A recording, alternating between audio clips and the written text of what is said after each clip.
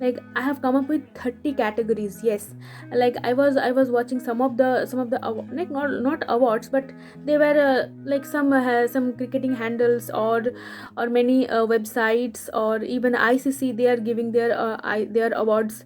I will come up with that as well, like who were the nominees, and who get those awards. I will make a video on that as well. But before that, this is my like a flashback of the 2021. So like I was thinking that the negligence towards women's cricket is like ingrained. And they didn't even make a separate teams, or the ODI teams or T20 teams. They just lazily made a team of the year, combining all the formats, all the tournaments, like 100 or WBBL, which really I felt sad watching that. So I felt that it's necessary to come up with this. So I was thinking, like even like if I can make content by my own, like this much of content by my own in three languages, with such depth, then what those organizations or those websites can do with such a great team behind them. But I really feel sad watching those things. So please support this cause. This will help women's cricket altogether, and it will help me to grow as well. Move on to some exciting uh, categories. And so this is the 10th category. Yes, of the 30 categories, this is the 10th category, and which is best catch of the year. And I feel there is no doubt that which can be the best catch of the year, which is obviously Harleen Deol's spectacular catch at the boundary line against England in the first T20I. I mean, I mean, it was really got viral. The video got viral, even at the United States, all over the world, actually, in the non-cricketing states as well. So definitely it shook the world. And actually, the presence of mind, the athleticism, and the significance of the catch actually made this catch more worthy of the catch of the year. Now let's move on to the next category, which is Best Debutant of the Year. And the nominees are Yastika Bhatia, Darcy Brown, Meghna Singh, Charlie Dean, then Brooke Halliday. So, and the winner is Yastika Bhatia. Yes, I feel Yastika Bhatia should be the winner, because she played in Australia, and she played like she this was not her debut tour. Like she is a seasoned player. It seemed like a seasoned international player. So it was really heartwarming to see her like that, to performing like that. So definitely Yastika Bhatia. But of course, all the other players played really well. Like Brooke Halliday, she debuted for New Zealand this year, and she played well against England, in New Zealand and England as well. Charlie Dean took 5 wickets. Then Meghna Singh, of course, she really played well in the ODIs against Australia, and she debuted. And Shikha Pandey had to sit outside of the team. So definitely you can see like how actually she mm, I mean, the impact of her bowling was really great as a debutant. Then Darcy Brown, I really liked her bowling. I mean, all of the bowlers who made their debut for Australia last year, I really liked Darcy Brown the most. Even from the other fast bowlers, actually, I liked Darcy Brown the most. And so yes, that's the now we move on to the best emerging player of the year, and the nominees are Sophia Dunkley, Anneke Bosch, and Fatima San. Obviously, the winner is Sophia Dunkley. Yes, she debuted in 2018, but she actually this was the best year for her in her career. And also she is so young, she is just 22. And she also like debuted in the test matches this year. So definitely this was also her she actually, it was kind of a debutant she was actually. So yes, it was kind of a debut year for her. So Sophia Dunkley, definitely she showed some great. Then Anneke Bosch also, like, she was a surprise element against us. So yes, that's why she also got a contract of WBBL too. Then Fatima Sana, of course, this was the best year of her career probably. Then the next category is the breakthrough player of the year. And this is this category is actually like the players are playing for a long time, but this was like their best year, or this was the breakthrough year of their career. So this is an interesting category. And the nominees are Talia Magra, Rajeshwari Gaikwad, Lei Kasparik, and Alia Riaz. And the winner is obviously Talia Magra, because like she was the reason that Australia won the series against India, to be honest. um, Beth Mooney couldn't do on her own, to be honest, I feel actually. So Talia Magra actually that key player, and she was great with her WBBL performance too. She led the Adelaide Strikers. So definitely Talia Magra is the breakthrough player of the year. But obviously Rajeshwari Gaikwad, for her this was also a great year, and she became our one of the prominent spinners actually.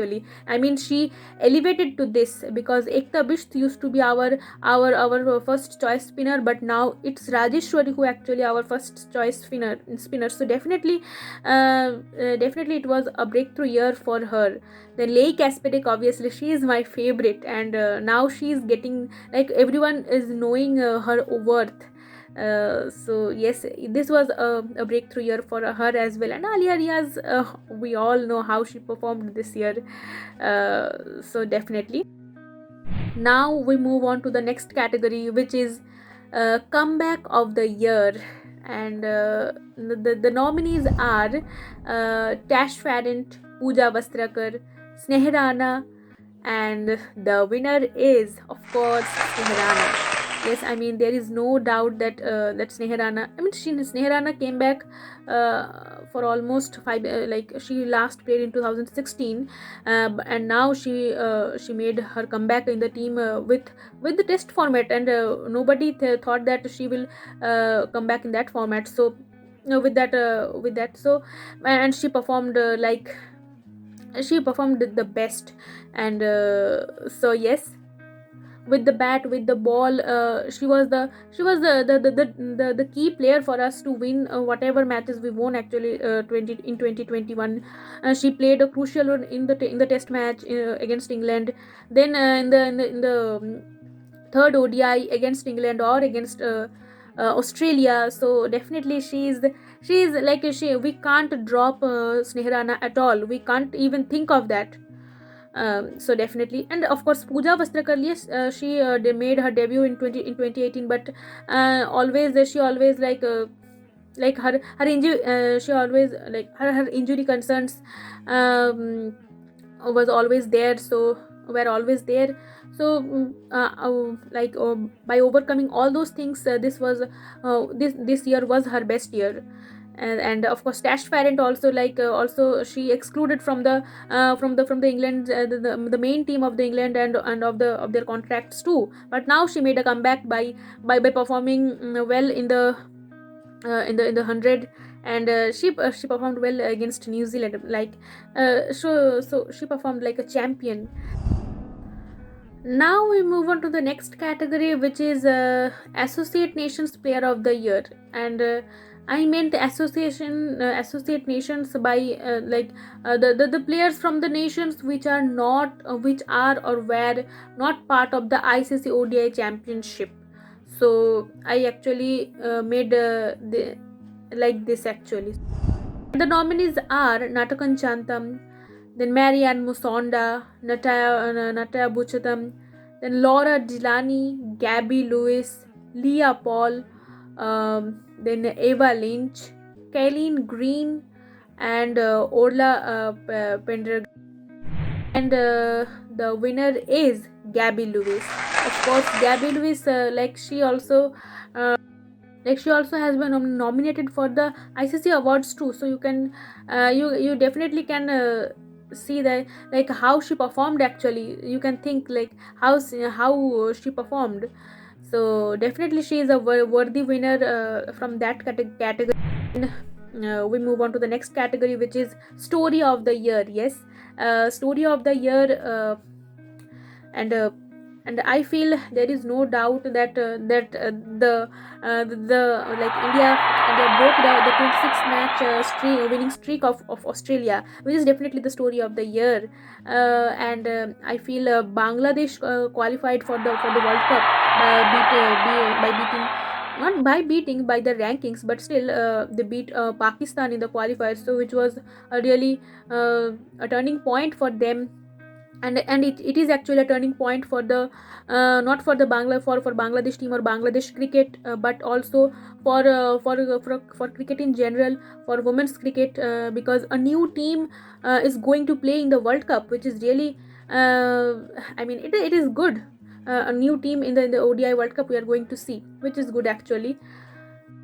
Okay, now we move on to some exciting categories, and these are some interesting categories, like uncapped player of the year. Yes, the category is uncapped player of the year, and the winner is, or the winners are, to be honest, Georgia Redmayne and Indrani Roy, because they were like they were about to make debut actually. So but they couldn't. They selected in the teams, so that's why I feel, and they actually performed really well. The way Georgia Redmayne played for Queensland, and Queensland also won the WNCL title. She helped her. She was the highest run getter as well. Then Indrani Roy, she was also the highest run getter in the senior women's one day trophy 2021, and she helped Jharkhand to qualify for the finals against Railways. So it was really a great effort from her. Because if you see this season, Jharkhand couldn't even qualify for the quarterfinals or pre-quarterfinals. So you can Indra how Jharkhand was dependent on Indrani Roy's performance. You can imagine, you know. So yes, move on to the next category, which is best innings of the year, and the winner is I feel Sri Rana's test knock, because it actually grow the interest of the like test matches needed in the women's game. At least the top nations should play, the top 5 nations amongst them, to be honest. So actually this actually gave a reason that 4 days are not enough, that 4 days is not enough, and women's do need, and women's cricket do need test format on a regular basis. So yes,